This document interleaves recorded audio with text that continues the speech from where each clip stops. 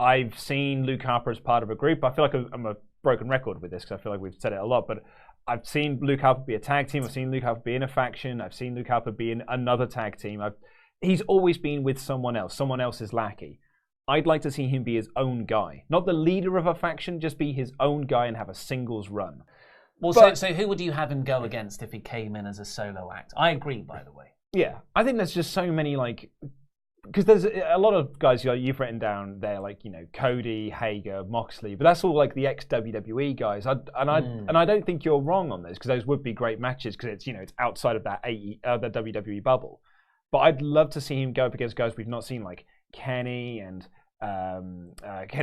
Page, the Bucks, you know, Solo, Pentagon Jr. and all this. I'd like to see him go for a solo run. It almost feels like he does need a sort of mid-card title that he can sort of focus on before he then goes into that main event. That's that. I see. The reason I didn't put Omega or any of those guys down, Page in particular, is because I think Harper Lee. There you go. To Kill a Mockingbird has got to win this first feud and look pretty damn good doing it, because Butcher and the Blade, they didn't, and now they're at a slot. They're a cool act, but they are at a slot. Yeah. I don't ever see them breaking out of that.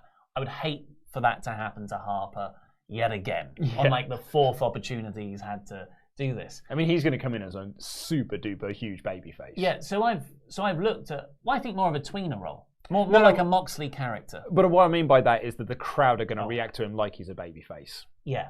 And if they're thinking, let's debut him in his hometown, you've got to imagine it's a tweener babyface. They're looking for that big reaction. Rather than a heel, which makes the Dark Order thing potentially not... Yeah. And it's a big show as well for them, I think. I think this is in like a really big building for them. So I think they are going to look for this to be a landmark episode of the show, one that's very memorable. Well, isn't it their New York area debut? It is their New York area debut, yes, in New Jersey. So the reason I like Cody is because Cody can just lose and not really lose anything overall, and it can actually play into a nicer storyline overall. Maybe MJF could cost it, but that's a heel role. Hager, if he went up against Hager, that's two big guys, but it is WWE versus WWE. And Hager's very well protected within a circle, so you don't really want him losing too early on. The one that excites me the most, because I think there's a lot of history there, and it would be a great program, like a mainstream, noteworthy program for Moxley, presumably coming off his defeat to Chris Jericho at Revolution. I think Jericho should maintain the title. Same here. So what does Moxley do next? Have a program against Harper. I think you're 100% right on this, but I'm actually going to go with Darby Allin as my sort of thing, because Darby Allin is a guy that, and you know, we've seen this, you know, in the year that AEW's been around, he can take those losses, but it doesn't affect how over that he is. Yeah. And I actually think a program with Lee is just going to get him even more over than he currently is, because he feels like he is being slotted with a potential top star in the company that Harper can win, but Darby can get a lot out of. You see, I see that a few months down the line.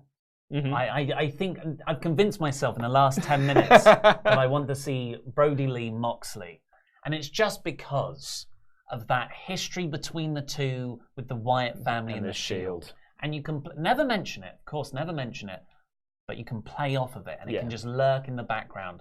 And that Shield Wyatt family stuff is some of the best stuff in wrestling all time. Was it Elimination Chamber when they had that first six-man tag, when they just made their entrances and the crowd were chanting, "This is awesome," and it was so awesome. There was a 6-week period where it was just those two factions main eventing every episode of Raw, and it was freaking awesome. Yeah, totally. So I've got a lot of love and affection for that time and that feud, and I'd love to see it continue through this into a new way. Not copying WWE. I'm not saying anything like that. I'm just saying you have a history between two guys. Just like how Moxley and Jericho are alluding to a larger history between them, but not, but without saying Mitch the Plant. I like Liam Selby's suggestion of Joey Janela.